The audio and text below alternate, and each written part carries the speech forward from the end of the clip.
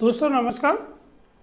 पिछले हफ्ते ही मध्य प्रदेश सरकार ने अपना वित्तीय वर्ष 2025-26 के लिए बजट प्रस्तुत किया है।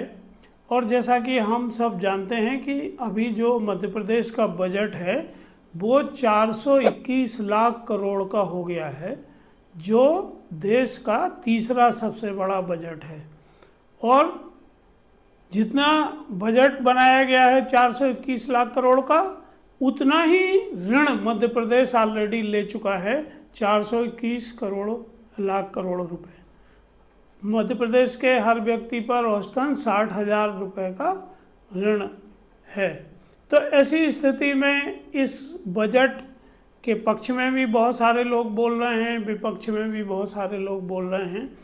तो हम आपको कुछ तथ्यों से अवगत कराना चाहते हैं कि इसमें 10 वो कौन सी बड़ी बातें हैं जिनसे लोगों को लाभ मिलने वाला है।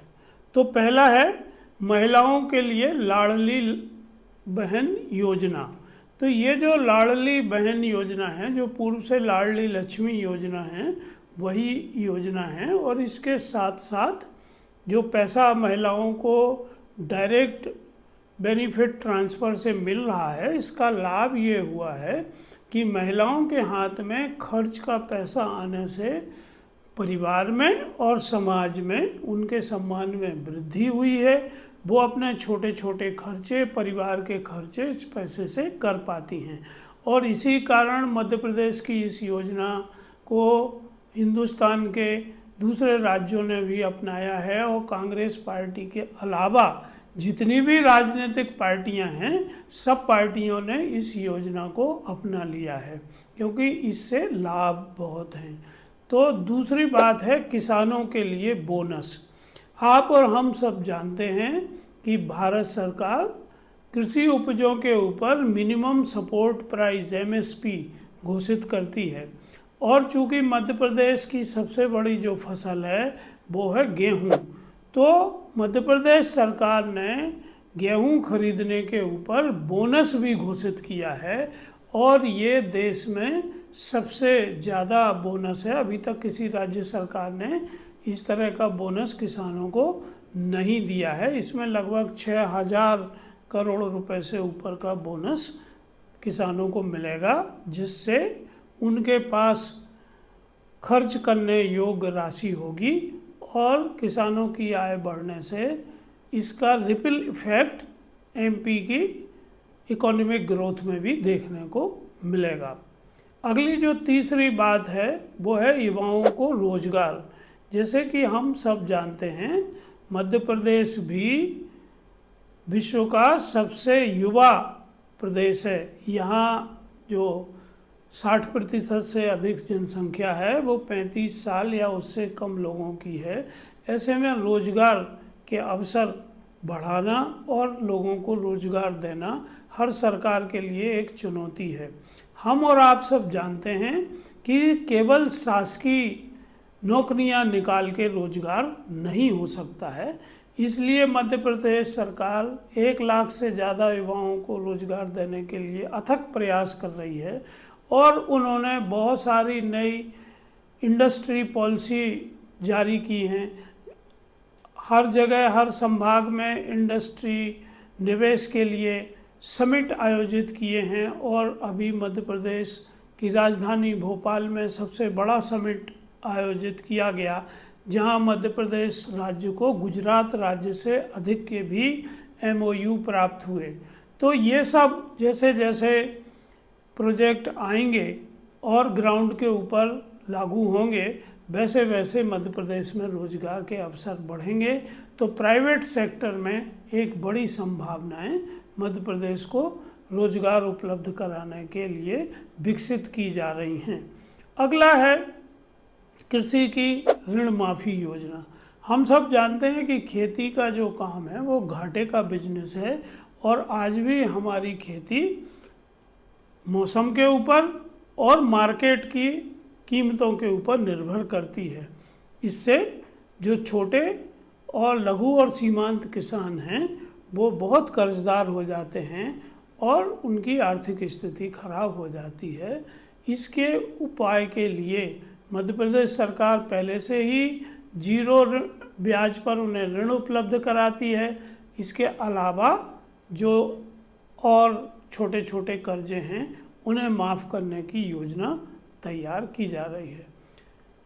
अगली चीज़ है महिलाओं के लिए स्व सहायता समूह।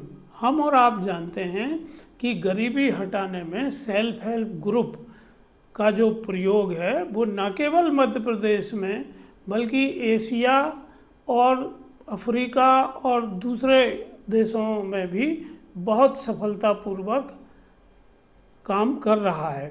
मध्य प्रदेश में महिलाओं के स्व सहायता समूह को बढ़ाने के लिए मध्य प्रदेश सरकार पिछले कई वर्षों से काम करता है और राष्ट्रीय आजीविका मिशन के तहत इन महिलाओं को अभी बहुत सारे प्रोत्साहन राशि दी जा रही है।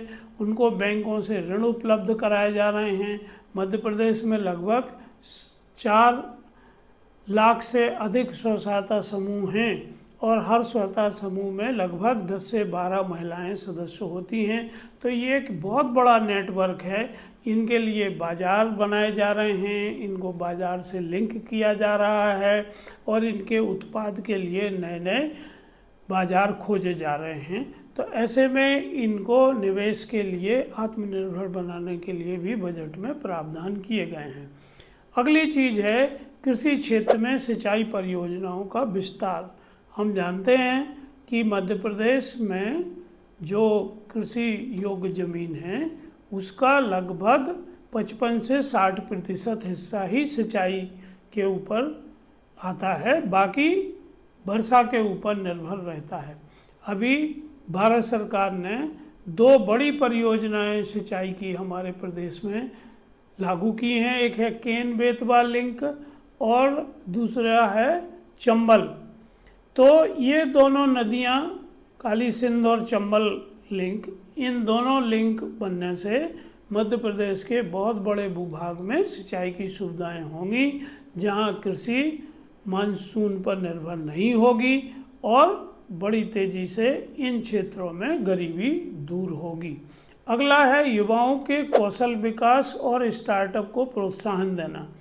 देखिए, आज जो विद्यार्थी कॉलेज या स्कूलों में पढ़ते हैं, ज़रूरी नहीं है कि जो डिग्री उनके हाथ में है उसी से उन्हें मार्केट में काम मिल जाए, क्योंकि यहाँ एक गैप है। जो शिक्षण संस्थाओं में कोर्स पढ़ाए जाते हैं और जो मार्केट में जिस तरह की स्किल की डिमांड होती है, उन दोनों में अंतर होने से वो सीधे एम्प्लॉयबल नहीं होते हैं। उन्हें कोई ना कोई स्किल सीखना पड़ती है और इस तरह के कौशल विकास के लिए बजट में प्रावधान करना युवाओं के लिए एक अच्छा कदम है। इसके साथ साथ भारत सरकार द्वारा भी स्टार्टअप योजना को प्रोत्साहित किया जा रहा है। मध्य प्रदेश में भी राज्य ने स्टार्टअप पॉलिसी बनाई है, जिसके तहत तरह तरह के इंसेंटिव्स दिए जा रहे हैं, इंक्यूबेशन सेंटर बनाए जा रहे हैं। स्टार्टअप को हैंड होल्ड सपोर्ट करने के लिए अलग से लोगों की नियुक्ति की जा रही है। तो ये एक बहुत सराहनीय कदम है। अगला है महिलाओं के स्वास्थ्य और शिक्षा में सुधार।